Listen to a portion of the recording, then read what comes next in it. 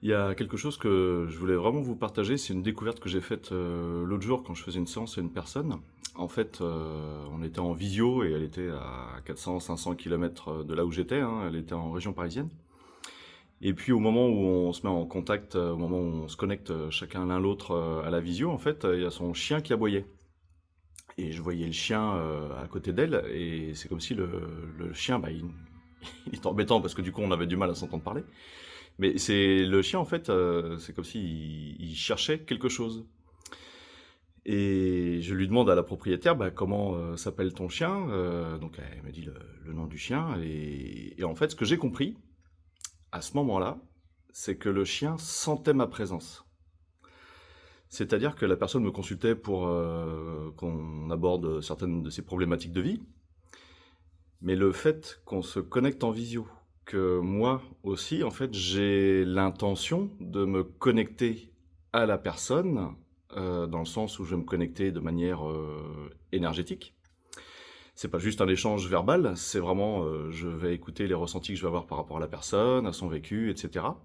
Eh bien, c'est comme si le chien cherchait quelqu'un qui était dans la pièce, il sent la présence, mais il ne voit pas la personne. Et c'est pour ça que le chien était un peu sur le qui-vive.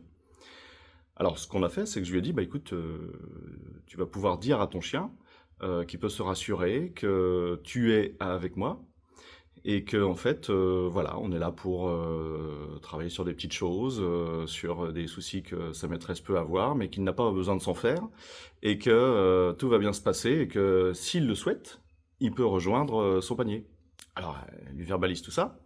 En fait, c'est ce que le chien avait besoin d'entendre. Ça s'appelle de la communication animale. Et donc elle lui dit, bah, elle lui dit tout ça, puis elle me dit, bah oui, mais il y va pas. Bah, je lui dis, oui, mais à ton chien, tu lui as dit si tu veux. Et en fait, le chien, il s'est couché à côté d'elle, pas dans son panier, mais à côté d'elle. Et puis après, le reste de la séance, il nous a laissé tranquille.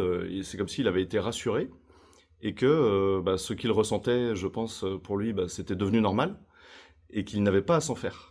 Et c'est ça qui est génial, c'est que j'ai compris aussi pourquoi, quand quasiment à chaque fois que je fais une séance avec quelqu'un et que cette personne a un chat, eh bien le chat vient entre l'écran de la personne et la personne. Et là, c'est pareil, des fois, le chat est un petit peu casse-pied quand même, parce qu'il il pointe tout le temps le bout de son nez, et puis bah, en fait, on se voit plus parce qu'il est devant la caméra.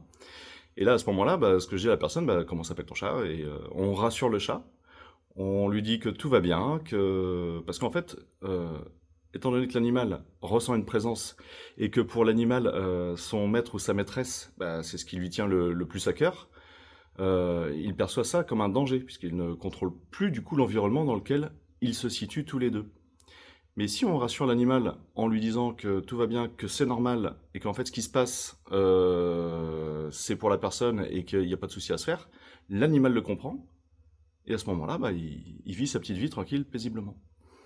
Et je pensais à ça parce que je voulais vous partager ça, parce que ce qui est intéressant, c'est qu'imaginons il y a des personnes, qu'il y a des personnes parmi vous qui ont des chevaux qui se disent bah oui mon cheval est dans son pré ou est dans son box, je sais pas comment il va, peut-être que je lui manque, vous voyez il y a vraiment beaucoup d'affection en fait entre les gens qui ont des chevaux et leur animal.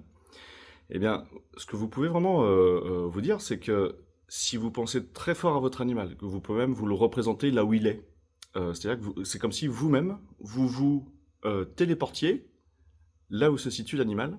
L'animal, il y a de fortes chances pour qu'il sente votre présence. Il ne va pas vous voir, il ne va pas vous humer, hein, il ne va pas vous entendre directement par ces premiers sens-là. Mais par contre, les animaux, comme ils ont vraiment un sens intuitif très développé, une sensibilité très développée, eh bien en fait, votre animal va ressentir votre présence. Et si vous avez un message à lui passer, eh bien passez-lui le message, et surtout si c'est un message bah, pour lui demander comment il va, est-ce qu'il se sent bien, est-ce que la douleur qu'il avait l'autre jour, ça va mieux.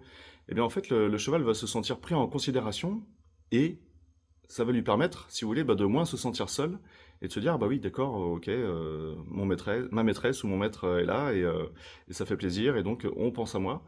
Et le cheval, eh bien, en fait, va le vivre beaucoup mieux, ça, peut-être sa solitude, s'il est seul, évidemment, parce que s'il est avec d'autres chevaux, c'est différent. Mais si vous êtes éloigné de votre animal, eh bien, vous pouvez vraiment être rassuré là-dessus. C'est-à-dire que si vous portez l'attention et l'intention d'être avec lui, de communiquer avec lui, l'animal va le ressentir. À tout bientôt.